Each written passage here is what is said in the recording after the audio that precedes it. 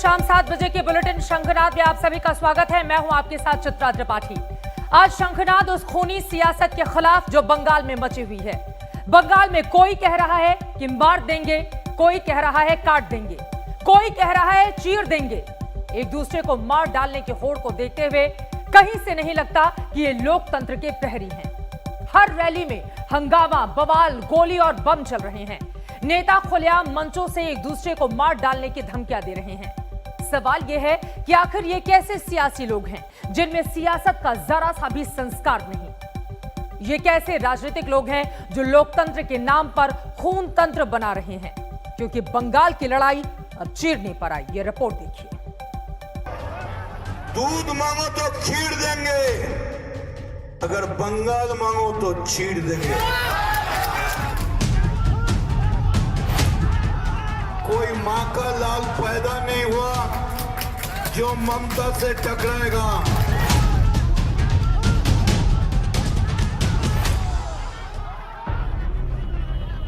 छोड़ दीजिए लोकतंत्र, छोड़ दीजिए सत्ता की सादगी, छोड़ दीजिए सियासी उसूलों की बातें, छोड़ दीजिए राजनीतिक मर्यादा, छोड़ दीजिए भाषा का संस्कार, क्योंकि यहाँ तो प्रतिकार है, हिंसा से जुड़ा प्रतिकार। सत्ता के लिए मार देंगे, काट देंगे, चीर देंगे।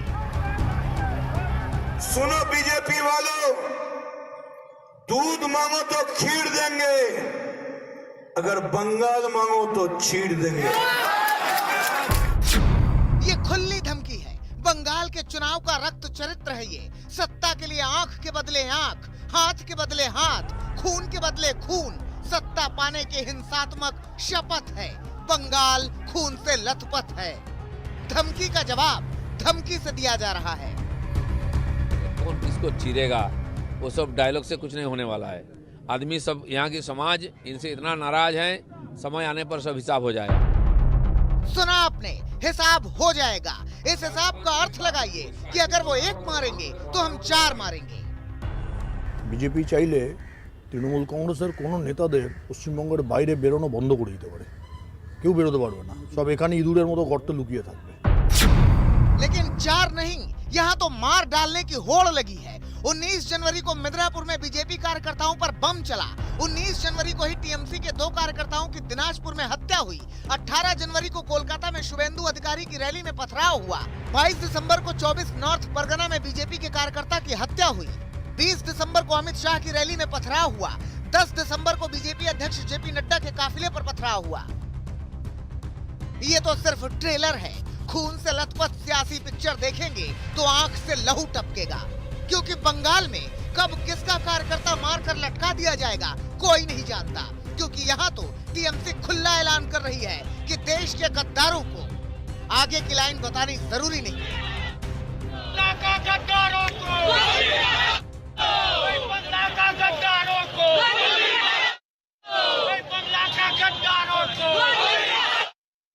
ছিলেই কিছু অতি উৎসাহী কিছু ছড়েছে। এটা বিজেপির স্লোগান, দেশকে गद्दार को गोली मारो।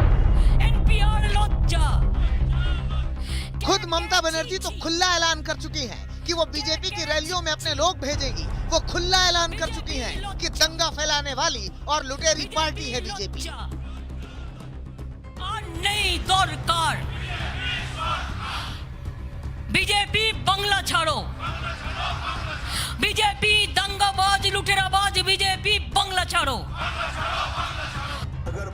टीएमसी के नेता मदन मित्रा तो यहाँ तक कह चुके हैं कि अगर शुभेंदु अधिकारी ममता के खिलाफ जीते तो वो अपना पंजा कटवा लेंगे। কালকে শুভেন্দু অধিকারী বলেছে যে নন্দীগ্রামে যদি মমতা বন্দ্যোপাধ্যায়কে 50,000 ভোটে না হারাতে পারি তাহলে রাজনীতি ছেড়ে দেবো। তার উত্তর দিতে আমি যাচ্ছি খেজুরি।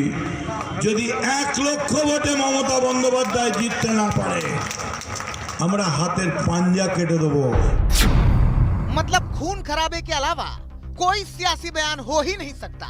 आगे मित्रा अपने कार्यकर्ताओं को उकसाते हैं कि मरने मारने के लिए तैयार रहो। शपथ दिलाते हैं कि मरने के लिए तैयार रहो। अगर कल मौत होगा, जाने जगह कॉफिन निकालना है तो गोसल कराने को बाद एक बैनर लिख देना, कब्रिस्तान जाने की पहले ये जो लाश था एक ईमानदार का लाश था, कोई गद्दार का लाश नहीं था। इसे सुनकर बीजेपी सहने या ना सहने, लेकिन चुनाव आयोग के वो अधिकारी जरूर सहम जाएंगे जो चुनाव के मद्देनजर बंगाल का दौरा करने पहुंचे हैं। चुनाव आयोग के मुखिया अपने 2 आयुक्तों के साथ बंगाल में हैं, यही देखने के लिए कि चुनौती कितनी बड़ी है। इसी हिंसात्मक चुनौती के खिलाफ शंखनाद करने की जरूरत है, क्योंकि गोली, बम, बारूद, हत्या, हंगामा, पत्थरबाजी बवाल है और इन्हीं के बीच चुनावी बंगाल। मनोज्ञा लोहियाल के साथ इंद्रजीत कुंडू, कोलकाता, आज तक। तो देखा आपने, बंगाल की लड़ाई अब चीरने पर आई। बंगाल कौन जीतेगा इसका फैसला तो 3 महीने के बाद वहां की जनता करेगी, लेकिन उसके ठीक पहले भाषाई मर्यादा को भी तार तार करके रख दिया है इन नेताओं ने। इसी पर चर्चा करने के लिए 2 खास मेहमान इस वक्त हमारे साथ शंखनाद का हिस्सा बन चुके हैं। उनका तारुफ आपसे करवा देती हूं। डॉक्टर शांतनु सेन, जो कि एमपी हैं राज्यसभा के और साथ ही स्पोक्स पर्सन टीएमसी के, वो हमारे साथ मौजूद हैं। और साथ ही हमारे साथ जुड़ चुके हैं भारतीय जनता पार्टी के spokesperson doctor Anirban Ganguly ji. आप दोनों लोगों का बहुत स्वागत है। लेकिन डॉक्टर शांतनु सेन, आपसे शुरुआत करते हुए, बंगाल मांगोगे तो चीर देंगे, क्या मतलब हुआ इसका? देखिए, बंगाल में 2003 में जो पंचायत इलेक्शन में ब्लडशेड हुआ था, वो एक हिस्ट्री बन के रह गया और इसको चेंज करने के लिए ममता बनर्जी को बंगाल का सत्ता में लाया बंगाल का आदमी। और तब से लेकर बंगाल में पीसफुल एनवायरनमेंट प्रिवेल कर रहा था। जिस जंगल महल में हर रोज कोई ना कोई आदमी मर्डर होता था, उस जंगल महल में पिछले इलेक्शन में भी पूरा रात भर खड़ा होके वहाँ का माँ बहन वहाँ पर इलेक्शन में पार्टिसिपेट। मैं आपसे एक लाइन में ये सवाल पूछ रही हूँ सर, बंगाल मांगोगे तो चीर देंगे का क्या मतलब होता है? लेकिन जब से ये 2009 में आदमी को गुमराह करके फॉल्स प्रॉमिस देके बंगाल में कुछ एमपी सीट में जीत गया, तब से लेके ये लोग जबरदस्ती बंगाल को कैप्चर करने के लिए वायलेंस इंपोर्ट कर रहे हैं।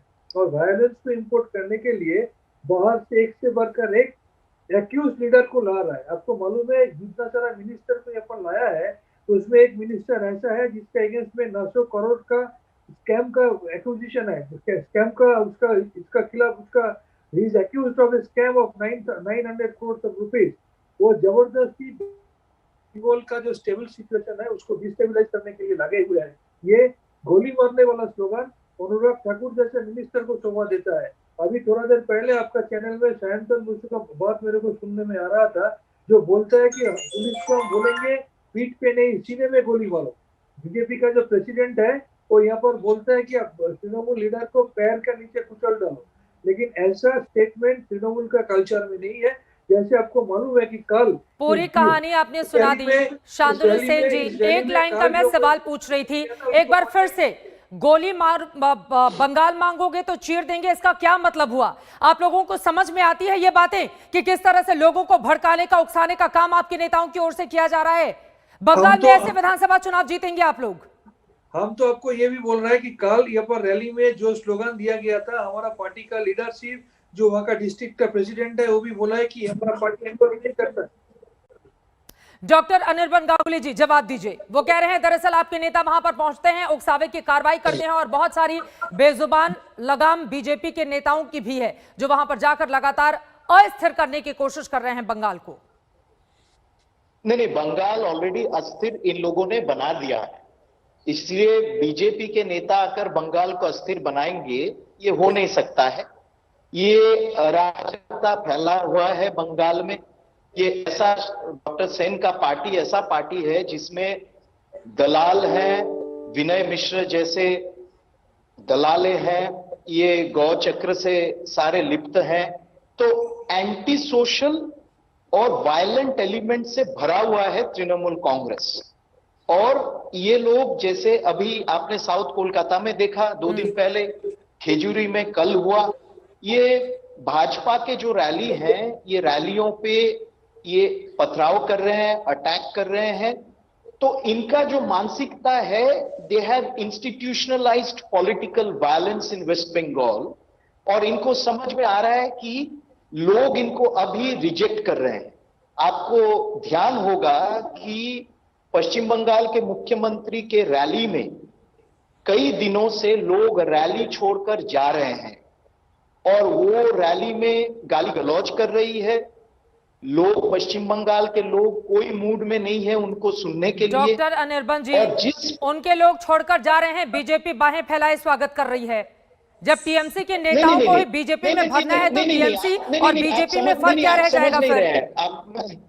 दे are leaving ordinary people attending जनसभाएं। जनसभा में जो लोग आ रहे हैं, मुख्यमंत्री का भाषण जब शुरू हो रहा है, लोग जनसभा छोड़ के निकल रहे हैं। ठीक है, ये ये बात तो समझ में आ गई, लेकिन ये बाहें फैलाए टीएमसी के लोगों का स्वागत करने के लिए बीजेपी इतनी बेचैन क्यों है?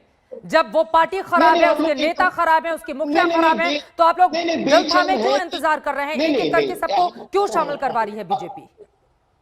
जी जी, हम लोग बेचैन एकदम नहीं है।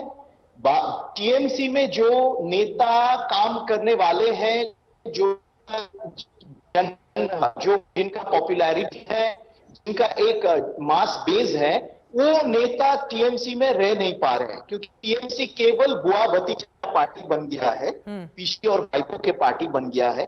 इस पार्टी में कोई ईमानदार नेता, कोई पॉपुलर नेता, कोई नेता की जिनका ग्राहक समर्थन हो, नेता नहीं रह सकते। वो डॉक्टर शांतनु सेन जी, बुआ भतीजे की पार्टी बनकर रह गई है टीएमसी, और इसी वजह से छोड़ छोड़कर भाग रहे हैं लोग बीजेपी में। भगदड़ मची हुई है आपकी पार्टी में। इसके पहले तो हम डॉक्टर गांगुली को ये पूछना चाहेंगे कि आपको याद है कि जस्टिस लोहिया मिस्चीवियसली मर्डर हो गया था? क्यों? सोहराबुद्दीन केस में कौन एक्यूज था? आपको शायद कितने मकान के कितना दलाली वो करते हैं वो पूछिए। जस्टिस लोहिया का बात तो सुप्रीम कोर्ट के ऊपर छोड़ दीजिए। शांतनु सेन के जो हाउसिंग स्कैम है, डॉक्टर शांतनु सेन बीच में मत बोलिए, डॉक्टर है कि कोरोना के दौरान हाउसिंग स्कैम में लिप्त है। एक एक करके आप लोग अपनी बात रखें प्लीज, एक एक करके। ठीक है, डॉक्टर शांतनु सेन की बात एक बार सुन लीजिए, उसके बाद जवाब दीजिएगा आप। गांगुली जी, एक सेकेंड, डॉक्टर शांतनु सेन जल्दी से एक एक करके बोलेंगे।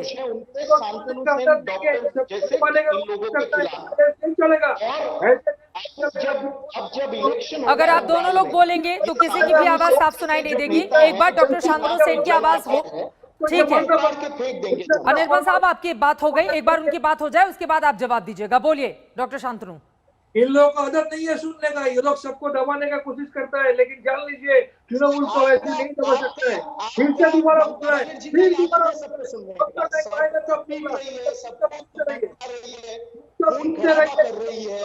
सकता है ऐसे, तृणमूल को ऐसे दबा नहीं सकता है। आपको ये बोलना पड़ेगा जस्टिस लोहिया को मर्डर क्यों किया गया था, कौन था, आपको ये आपको ये बोलना पड़ेगा। इनकम क्यों ऐसा बढ़ गया, आपको ये बोलना पड़ेगा। बिना एक दिन में क्रिकेट खेले बिना अमित शाह का लड़का बीसीसीआई का सेक्रेटरी कैसे बन गया, आपको ऐसा बोलना पड़ेगा। आप बोल रहे हैं, आपको बोलना पड़ेगा। डॉक्टर शांतनु सेन, सवाल पूछा जा रहा है पश्चिम बंगाल को लेकर, सवाल पूछा जा रहा है चीर देंगे का मतलब क्या होगा, सवाल पूछा जा रहा है कि गोली मारेंगे आगे डैश डैश डैश, इसका क्या मतलब होगा? उसका जवाब तो आप दे नहीं रहे हैं घूम फिर कर, लेकिन यहां पर बीजेपी से भी बहुत सारे सवाल हैं, क्योंकि बीजेपी अगर टीएमसी में भगदड़ मची हुई है तो बीजेपी उसके लिए कहां तक जिम्मेदार है? इसका जवाब आप दीजिएगा अनिर्बन गांगुली जी। लेकिन उसके पहले दर्शकों को एक और बड़ी खबर पश्चिम बंगाल से ही सामने आई है, वो जल्दी से दिखा देते हैं। पश्चिम बंगाल की सियासत जोड़तोड़ से तोड़फोड़ तक पहुंच गई है, जैसा कि हमने आपको दिखाया। लेकिन आपको बता दें, पार्टी जहां महापुरुषों को लेकर सियासी काट खेल रही है, तो वहीं अब पश्चिम बंगाल में मूर्तियां अराजक तत्वों के निशाने पर आ गई हैं, जहां माहौल बिगाड़ने की लगातार की जा रही है कोशिश। देखिए, बंगाल चुनाव से पहले जिन महापुरुषों के नाम पर पार्टियां सियासी कार्ड खेल रही हैं, उनका एक दूसरा चेहरा ये भी है। हिंसा, हत्या और बदजुबानी के बीच सियासत मूर्तियों को तोड़ने तक पहुंच चुकी है। अराजक तत्वों की हरकतें देखिए, जो शायद इस मुगालते में रहते हैं कि चंद मूर्तियों को तोड़कर उनके सिद्धांतों और आदर्शों को तोड़ देंगे।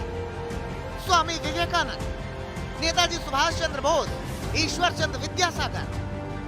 पश्चिम बंगाल के पूर्व मिदनापुर में प्राथमिक विद्यालय में लगे अलग अलग महापुरुषों की 6 मूर्तियां तोड़ी गई, जिनका मकसद इलाके में अपने वोट बैंक को साधना बताया जा रहा है। इस घटना के बाद इलाके में रोष है। वहीं बीजेपी ने मामले की शिकायत प्रशासन से की है। এটা তৃণমূলের কালচার, মনীষীদেরকে সম্মান দিচ্ছেন না, এটা তৃণমূলের কালচার। তৃণমূলের কখনো কেউ বলছে না যে বাংলার গর্ব নেতাজি সুভাষ, বাংলার গর্ব রাসবিহারী বসু, বাংলার গর্ব মমতা ব্যানার্জি, ওনারা বলছে তৃণমূল। সেটা পুরোপুরি তৃণমূলই ভেঙেছে হয়তো।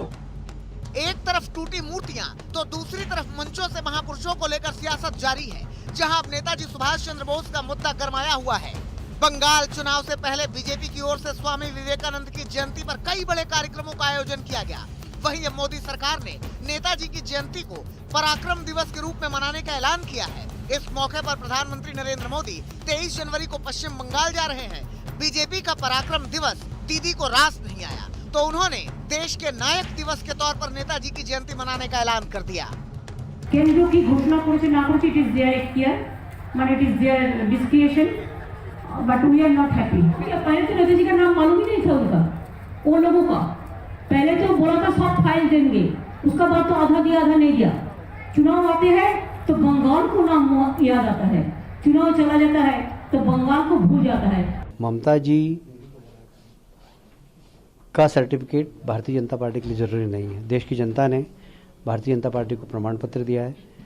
देश की जनता ने भारतीय जनता पार्टी के कार्यकर्ता नरेंद्र मोदी जी को प्रधानमंत्री दूसरी बार बनाया है, इसलिए ममता जी के प्रमाण पत्र की हमको आवश्यकता नहीं है। जनता प्रमाण पत्र देगी आने वाले विधानसभाओं में कि माओवादियों को संरक्षण देने वाली ममता जी सही है या इस देश के अंदर विकास का रास्ता दिखाने वाली भारतीय जनता पार्टी सही है। बंगाल की सियासत और हिंसा का चौली दामन का साथ है। ऐसे में महापुरुषों पर छिड़ी जंग के बाद अब मूर्तियों से तोड़फोड़ की तस्वीरें बंगाल में गिरती सियासत के स्तर की कहानी बयां कर रहे हैं। आज तक ब्यूरो। सत्ता के लिए धुत तोड़ने लगे बुत तस्वीरें आपने देखी, जो अपने आप में बहुत सारे सवालों को जन्म दे रही है। पश्चिम बंगाल की लड़ाई आखिर ये कहां पर आकर ठहर गई है, इसी पर चर्चा करने के लिए लगातार दो मेहमान हमारे साथ जुड़े हुए हैं। डॉक्टर शांतनु सेन, एक बार फिर से आपका रुख करते हुए, एक तरफ तो चीर देंगे फाड़ देंगे वाली सियासत, ऊपर से महापुरुषों की मूर्तियां तोड़ देंगे, कौन है इसके लिए जिम्मेदार? महापुरुष को प्रेस्टीज अगर कोई देता है बंगाल में तो ममता बनर्जी। आपको याद होगा अमित शाह जी का रैली का टाइम में ये बीजेपी लोग फेस्टी लगा के विद्यासागर का स्टैचू को वेंडलाइज किया था। कौन किया था वो? मनीषी को, इंडियन सेज को रेस्पेक्ट करना अगर किसी को आता है तो तृणमूल कांग्रेस का वर्कर का आता है, और उनको बेइज्जत करना अगर किसी को आता है तो बीजेपी को आता है। उसका सबसे बड़ा सबूत अमित शाह का प्रेजेंस में कलकत्ता का रास्ते पे विद्यासागर कॉलेज का सामने विद्यासागर का स्टैचू को वेंडलाइज किया गया था। कौन किया था ये हम पूछना चाहता है। पूरा दुनिया देखा है अमित शाह के सामने बीजेपी लोग वेंडलाइज करता है, और ये लोग बोलते हैं देश का मनीषी को प्रेस्टीज का बात इनसे सुनना पड़ेगा। जो नाथूराम गोड्स का फॉलोअर है, जो नाथूराम गोड्स महात्मा गांधी जी का कत्ल किया था, उसको जो फॉलो करता है वो क्या सम्मान देगा? जिस बात का आप जिक्र कर रहे हैं, बीजेपी की ओर से कहा गया था कि टीएमसी के गुंडों ने ही इस तरह की अराजकता पैदा की थी। मैं उस समय वहीं पर थी कोलकाता में। बीजेपी के ऊपर जी डॉक्टर अनिर्बन गांगुली जी, वो आपके ऊपर आरोप लगा रहे हैं कि महापुरुषों की मूर्तियों को तोड़ने का काम बीजेपी करती है। देखिए, डॉक्टर शांतनु सेन राजनीतिक दलाली बहुत अच्छा करते हैं। ये मैं आपको याद दिलाना चाहता हूं कि उस कमरे में शब्दों का थोड़ा सा हम ध्यान रखेंगे, किसी पर भी व्यक्तिगत आक्षेप इस तरह से ठीक नहीं है। सीसीटीवी कैमरा है, नहीं व्यक्तिगत आक्रमण सिर्फ उनका मोनोपोली नहीं हो सकता है। जस्टिस लोहिया का बात व्यक्तिगत ही बात है ना, तो उसका इसलिए उनको उस शब्द में मैं एड्रेस करना चाहता हूं। उस विद्यासागर जी का मूर्ति जिस कमरे में थे, उस कमरे में मुख्यमंत्री पश्चिम बंगाल के मुख्यमंत्री ने आवाज नहीं आ रही है, एक बार डॉक्टर गांगुली की बात हो जाए उसके बाद आप बोलिएगा। हाँ, तो वो सीसीटीवी कैमरा का फुटेज कहाँ गया है? 1.5 साल 2 साल होने को जा रहा है, आज तक पश्चिम बंगाल के जनता के सामने वो सीसीटीवी फुटेज नहीं रखा गया। तो ये दलाली से काम नहीं चलता है ना भाई। सीसीटीवी फुटेज दिखाइए, दूध का दूध पानी का पानी हो जाएगा। किसने तोड़ा है मूर्ति सबको मालूम पड़ेगा। और तब से हम लोग कह रहे हैं कि भाई सीसीटीवी फुटेज दिखाइए, जिसने मूर्ति तोड़ा है उसको उसका एक्सपोजर हो जाएगा। आज तक सीसीटीवी फुटेज पश्चिम बंगाल के मुख्यमंत्री who is also the home minister, doctor Shantanu Vidyasagar के मूर्ति तृणमूल कांग्रेस के गुंडे और शांतनु सेन द्वारा जो नेता हैं उनके गुंडे ही उसका तोड़ा है। इसलिए आज तक आपको सीसीटीवी फुटेज किसी ने नहीं दिखाया। सत्य तो यही है। पता ही नहीं है आप करेंगे। और पहले लेवल में आइए मेरा, आप पहले मेरा लेवल में आइए। आप तो अनपढ़ है। सॉरी, आपका लेवल में कोई मैं नहीं आना चाहता हूँ, क्योंकि आपका कोई लेवल है ही नहीं। आपका लेवल सिर्फ बुआ भतीजा वाला लेवल है। आप जैसे अनपढ़ गवर्नर से डिबेट नहीं करते लेवल है, उस लेवल पे आना ही नहीं तृणमूल कांग्रेस का एक लेवल है। आप लोगों से डिबेट नहीं करेंगे, इसको कुछ पता ही नहीं है, पॉलिटिकल नॉलेज नहीं है, कोई। मुझे लगता है कि एक तो तू मैं की सियासत से हमें दूर रहना चाहिए। एक दूसरे को सुने, उसके बाद जवाब दें तो आवाज ज्यादा साफ तरीके से तक पहुंच पाएगी। ठीक है सर, जो है मैं वही बोल रहा हूँ। ठीक है, आप दोनों का बहुत शुक्रिया। आगे भी आप लोगों से लंबी चर्चा बंगाल को लेकर जारी रहेगी, लेकिन सबसे बड़ा सवाल यही है कि अगर ये चीर देंगे, तोड़ देंगे, फाड़ देंगे वाली सियासत पश्चिम बंगाल को, उस राज्य को कहां लेकर जाएगी? क्योंकि नेताओं के तो अपने फायदे, लेकिन इन सब के बीच सबसे बड़ा सवाल पश्चिम बंगाल और वहां की जनता को लेकर। इस खबर पर लगातार रहेगी आज तक की नजर। शंखनाद में आज के लिए बस इतना ही, लेकिन देश और दुनिया की बाकी खबरों के लिए आप देखते रहिए आज तक। आगे विक्रांत गुप्ता के साथ खेल की खबरें जरूर देखिएगा।